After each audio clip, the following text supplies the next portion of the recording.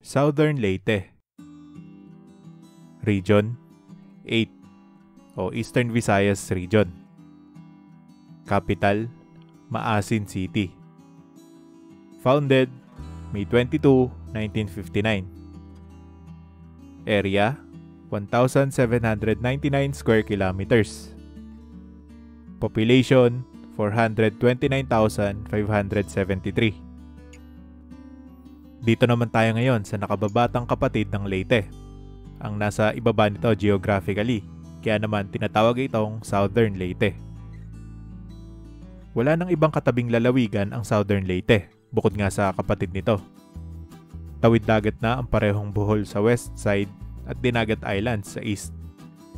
Ang mga anyong tubig na napagitan sa mga ito ay ang Canigao Channel na part ng Bohol Sea sa kanluran at Surigao Strait naman nakadugtong ng Leyte Gulf sa silangan.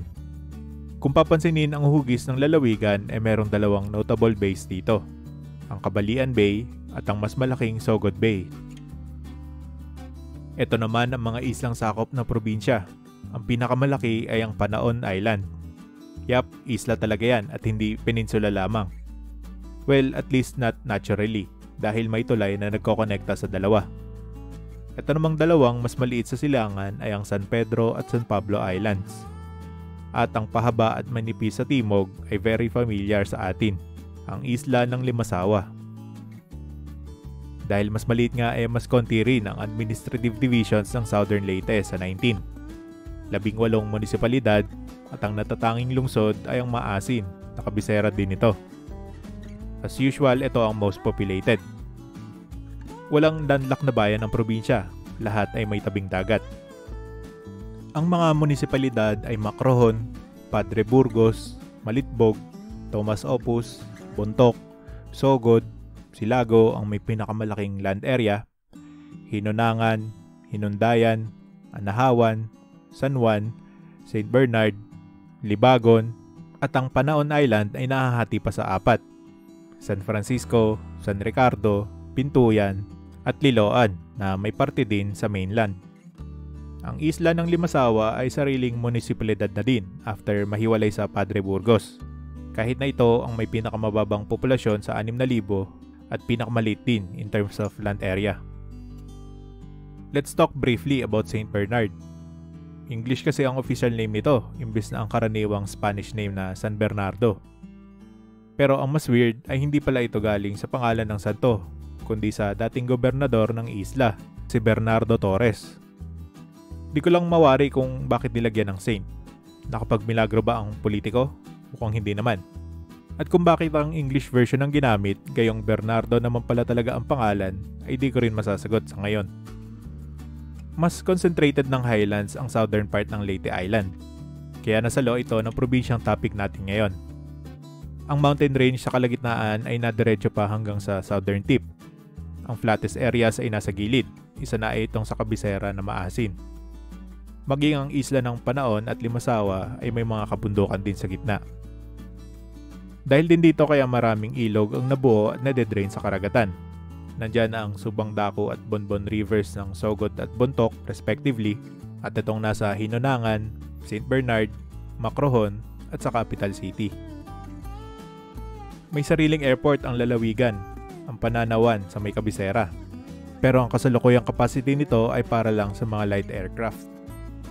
May flights dati mula Cebu at Bohol pero kanselado na ngayon. Dahil lahat ng bayan ay dikit sa karagatan, karamihan ay may sariling seaports din. Siyempre ang Port of Maasin ang pangunahin. Ang mga iba pa ay San Juan, ang dulo ng Sogod Bay ay may daungan din, at ang isla ng Panaon ay merong 2 sa magkabilang dulo.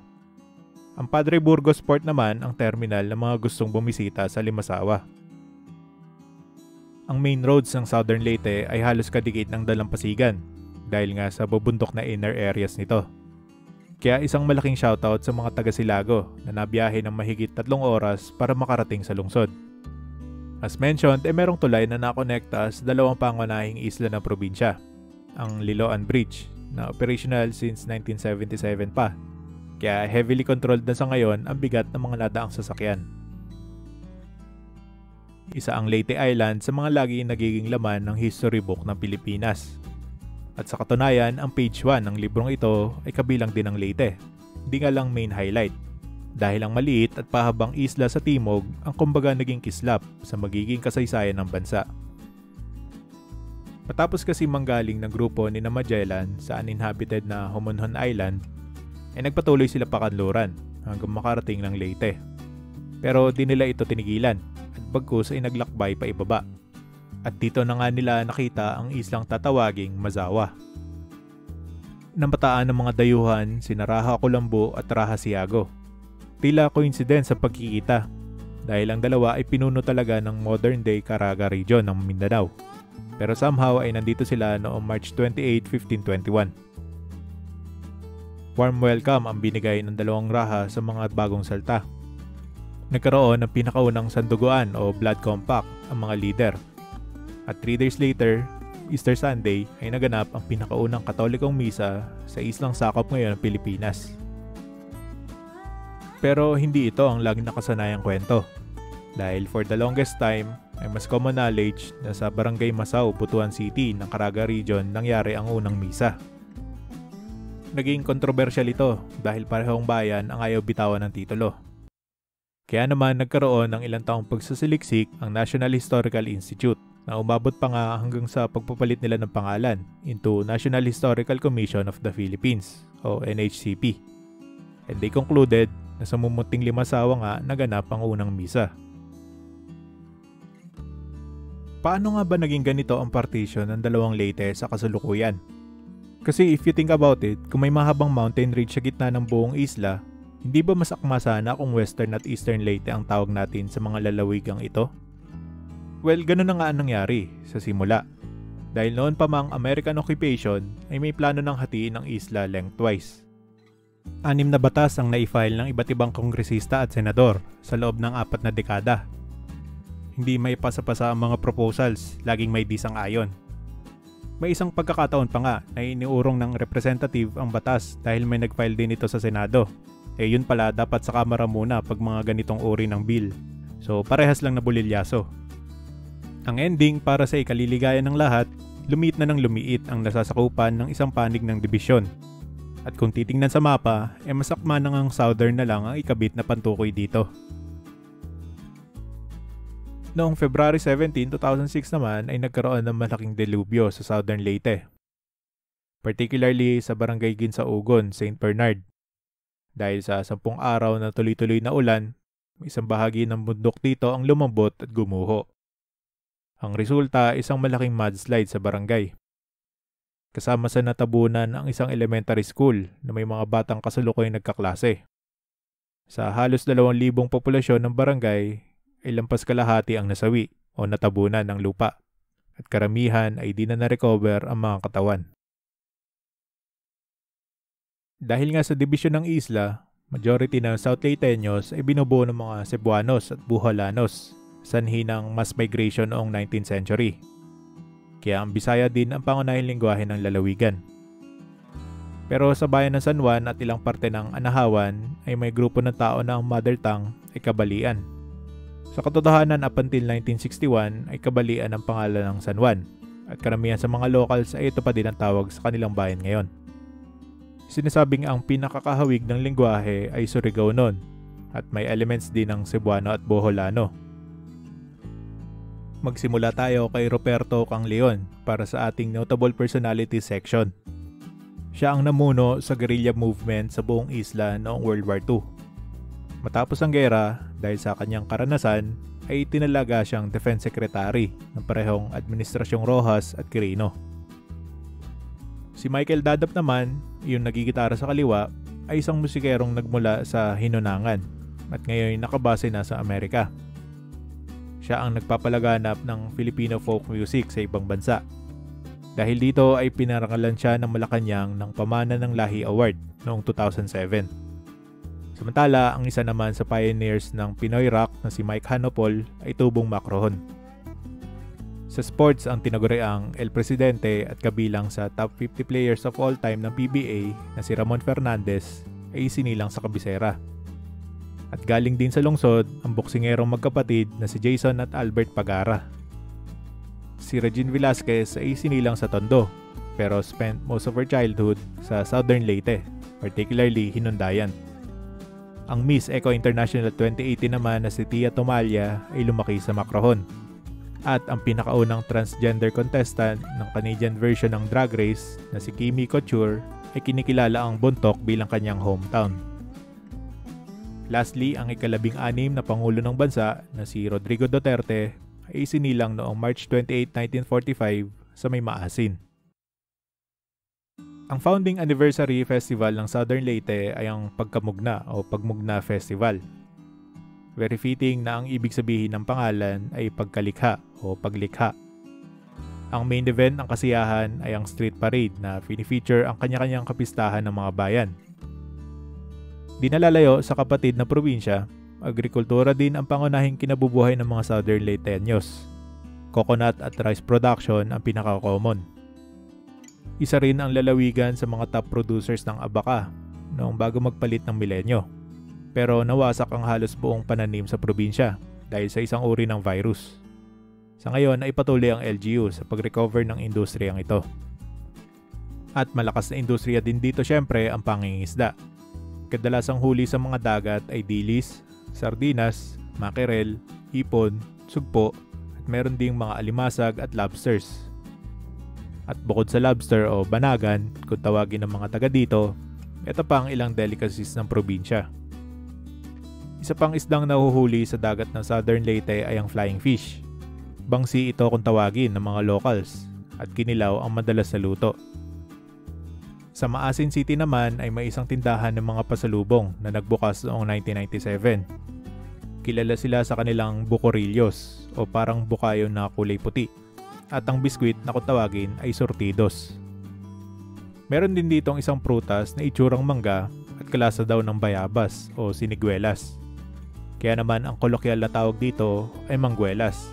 Pero kilala din itong hibe o June plum. Ito ang ilan sa mga natatanging natural at man-made wonders ng Southern Leyte. As it turns out, may sariling Lake Danau ang lalawigan. Ito ay matatagpuan sa San Juan. Actually, I think this is the third Lake Danau na na-mention natin sa Probinsya No. At watch out dahil hindi pa ito ang huli. Ang Bito River ng Hinundayan ay dinadayo dahil pwede itong bangkain. At kung seswertehin ka raw, ay pwede kang makakita ng tarsiers. Isa namang popular hiking destination ng lalawigan ay ang Usay Lubi Summit ng Sogod. Overlooking ito dun sa Sogod Bay. Ito ang pangalan dahil meron dito dating nag-iisang mataas sa puno ng nyog. Sadly, natumba ang puno noong Typhoon Odette ng 2021. Being a coastal province, of course di ka mauubusan ng mga beach na mapupuntahan. Tulad na lang nitong Paraiso Beach ng Liloan. Ang An-An White Beach naman ng Hinundayan ay may bonus pang rock formation. Samantalang ang Padre Burgos ay may Tangkaan Beach. Special mention din ang dalawang isla sa silangan ng probinsya, ang San Pedro at San Pablo na sakop ng Hinunangan. Sa inner areas naman, ito ang ilang notable natural wonders. Mga talon tulad ng Luman Falls ng Sogod at ang kabisera ay may Ginsohotan. Dahil sa mabundok na topografiya, meron din mga countless cave systems ang Southern Leyte, tulad nitong Anahaw Cave ng Bontoc. Sa bayan ng Pintuyan ay pwede kang lumangoy kasama ang mga whale sharks. Nabisita daw ang mga gentle giants tuwing Nobyembre hanggang Mayo. Sa Silago naman ay may napadpad na patay na sperm whale noong 1996. Pinreserba ng lokal na pamahalaan ang kalansay nito at hanggang ngayon ay pwede makita sa town center. Pagdating sa man-made wonders, di mawawala ang mga simbahang Katoliko tulad nitong Santo Niño ng Malitbog at ang The Cathedral of Our Lady of the Assumption of Maasin na itinayo ng mga Hiswita around 18th century. Sa lungsod din matatagpuan itong 11 metrong rebulto ng Mama Mary sa may tuktok ng Jaleka Hills. At isa namang kuweba na sakop din ng Maasin ay ginawang pilgrimage site. Maraming deboto ang nabisita dito di lang tuwing Holy Week kundi pati tuwing sa kaarawan ng Birheng Maria, September 8. Ang mausoleyong ito sa may Malitbog ay sikat dahil sa very expressive na disenyo nito. Ang may-ari ng libigan na si Don Fernando Escaño Domical ay naging mayor ng bayan. Sa parehong munisipalidad makikita itong karsel na nagsilbing municipal prison noong Spanish times. At ito namang Baluarte Ruins ng Libagon ay itinayo din noong Spanish period bilang pamprotekta sa mga Moro Raiders. Ginawa din itong kampo ng mga sundalong Hapon noong World War II. Lastly, take it from Magellan, worth visiting ang Limasawa Island. Minsan nakakapagtaka kung bakit kailangan pang hatiin ang mga island provinces. Pero sa nasaksihan natin ngayon, ay karapat-dapat talagang magkaroon ng Southern Leyte. Di lang pala na kahit magkatabi ay magkatulad na sa lahat ng aspekto. May mga pagkakataong iba ang pagkakahubog ng kasaysayan sa kapitbahay mo. Ito ang ikinaganda ng pag-aaral ng heograpiya at kung bakit kailangan natin itong patuloy na pag-aralan. Dahil lagi itong nagbabago, kontrolado man natin o hindi.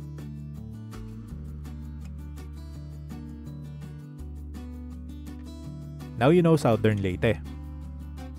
Susunod, Maguindanao del Norte.